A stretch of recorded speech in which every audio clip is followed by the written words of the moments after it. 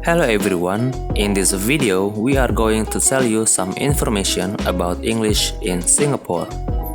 Some of the information include how English made its way into Singapore, how people in Singapore use English, and the existence of Singaporean English, or what we know as Singlish. Without further ado, let's jump to the first information. Number 1. Existence of Singlish. Colloquial Singaporean English, better known as Singlish, is an English-based Creole language spoken in Singapore. The term Singlish is a blend of Singaporean slang and English, and was first recorded in 1973. Singlish is regarded as having low prestige. The Singaporean government and some Singaporeans alike heavily discourage the uses of Singlish in favor of standard English.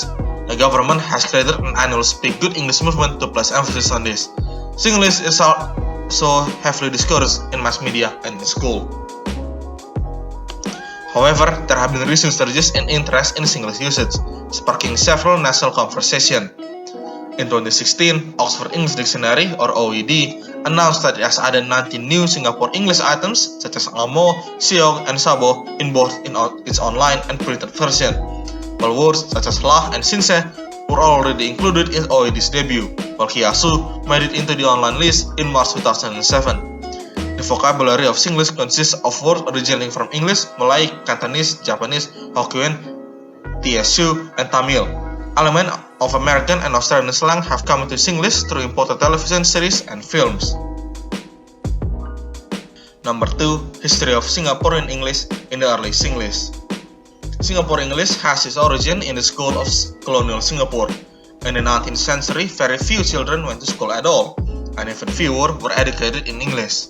The local lingua franca is a variety of Malay called Pasar Melayu or Bazar Malay. This can still be heard in the region, especially from older people. The people who spoke English and sent their children to English medium school were mainly European, the Eurasian or people of mixed racial ancestry, and some of the small minorities, such as the Jews, some of the Indians, Ceylonese, and a group of Chinese people usually called the Straight Chinese, who had ancestors of long residence in the region, and who spoke a variety of Malay, usually called Baba Malay, which was influenced by Hokkien Chinese and Bazar Malay. The fact that all these children will have known Malay probably explains why most of the loanwords in Singlish are from Malay. The largest group of teachers were Eurasian, and there were also many teachers from Ceylon and India. European teachers were never more than a quarter of the total teaching staff in a school, and they usually taught the senior classes. These Europeans may have been from Britain, which at the time included Ireland, but were also from the USA, Belgium, and France. The children in the school will have been exposed to many varieties of English. Number 3. History of Singaporean English in the 20th century. In the first 20 years of the 20th century, English medium education became popular for all groups. By the 1950s, nearly all children went to school, and the majority were educated in English. By the 1980s, all education was in the medium of English, with children learning another language alongside English. Singapore English probably grew out of the English playground of the children of various linguistic backgrounds who were learning English at schools. As more and more of its people experienced learning English at school, English became widely spoken alongside Singapore's many other languages. Since Singapore's independence in 1965, the use of English has increased still further. For many Singaporeans, English is the main language. Many families speak English at home, and it is one of the first languages learned by about half the current preschool children. Well over half the population born since 1965 are native speakers of English, and the proportion of native speakers of English is still rising. Nearly everyone in Singapore speaks more than one language, with many people speaking 3 or 4.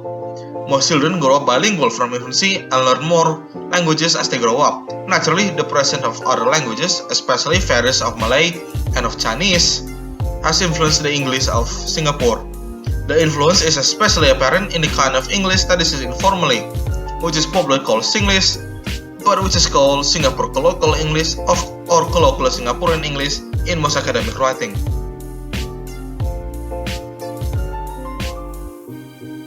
Singapore is a linguistically and ethnically diverse country with a population of about 5.7 million.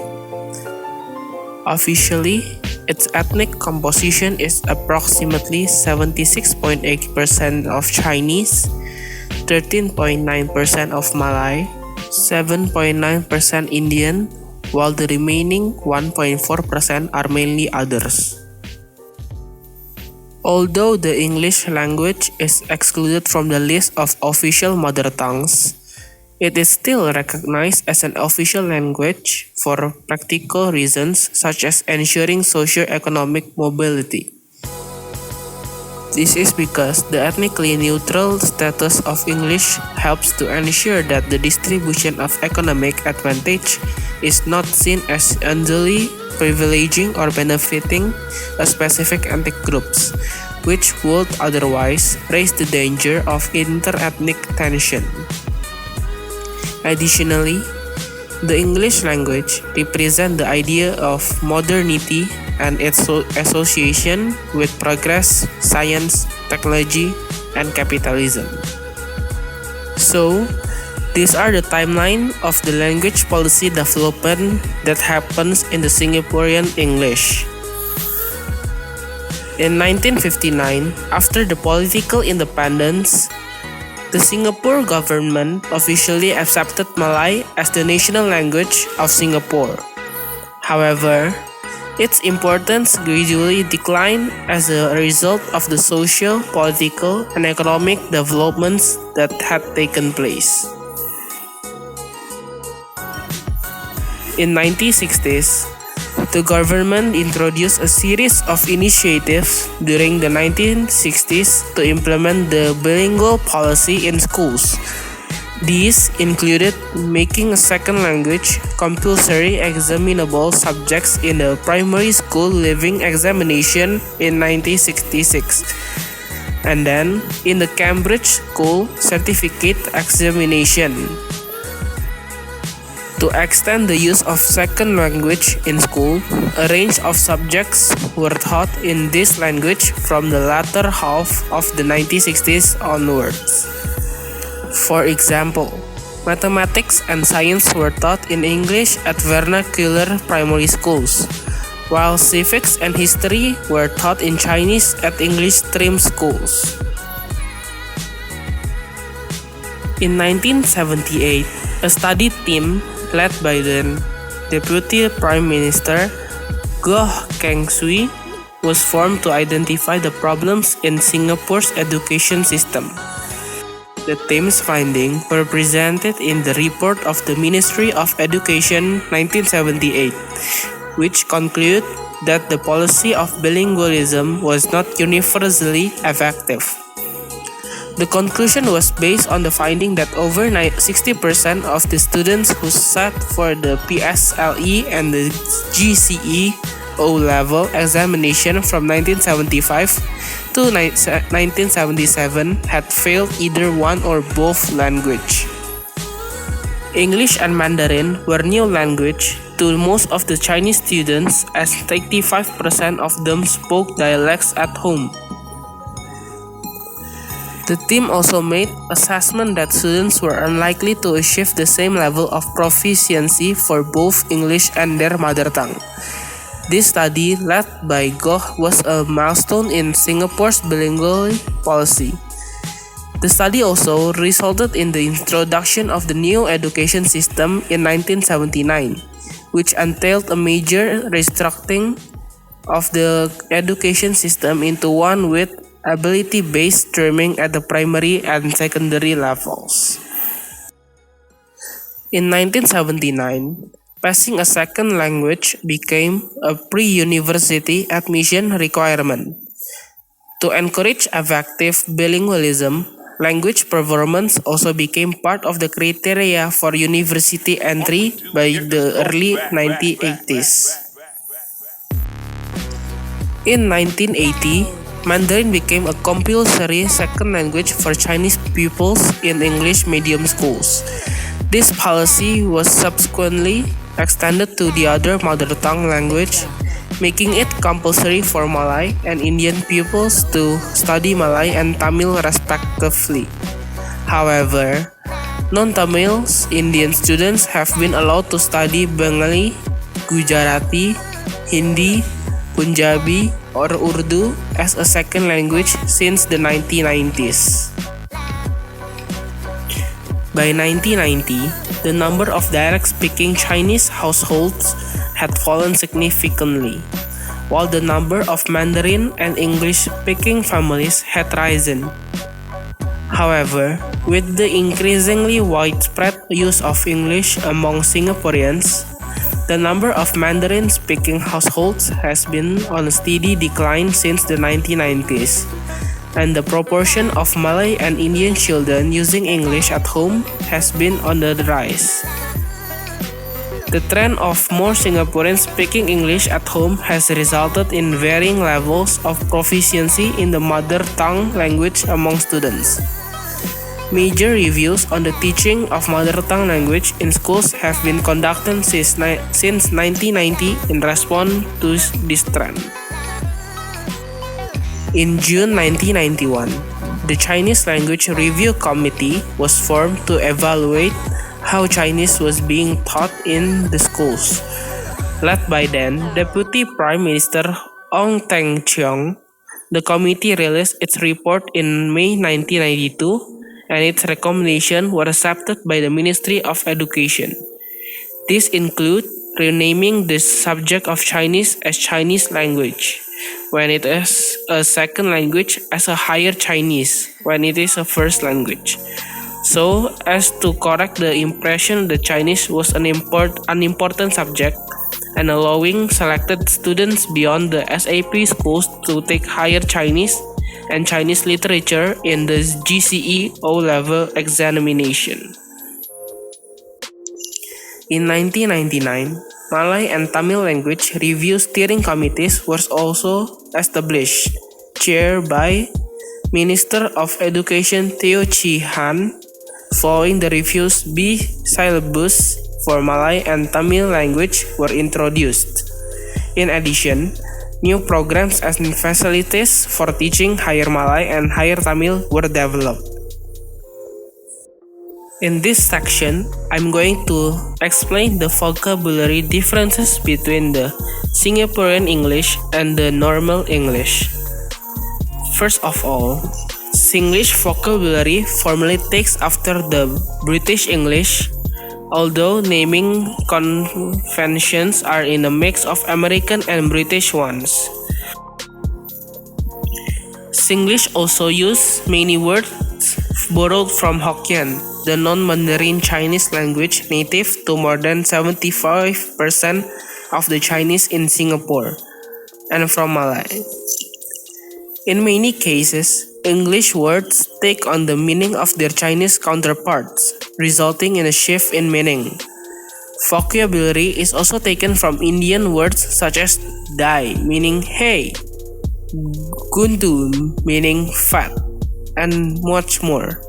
This is most obvious in such cases as borrow land, which are functionally equivalent in Singlish, and mapped to the same Mandarin word chie, which can mean to lend or to borrow. For example, oi, can I borrow your calculator? Or, in English, hey, can you lend me your calculator? So, here are the examples of the phonological sounds that use in consonant in Singlish. Next, there are the example of phonological sounds that use in vowels in Singlish. So next, these are the examples of words that have the same meaning as the normal English words. In Singlish, it has a slightly different meaning when people use it to communicate to others. And the last one, these are the example of Singaporean English expression that is usually used by Singaporean people to express that is usually characterized by the word lah or ah.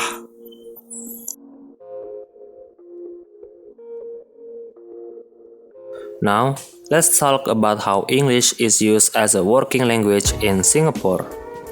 English was introduced to Singapore by the British colony in 1819.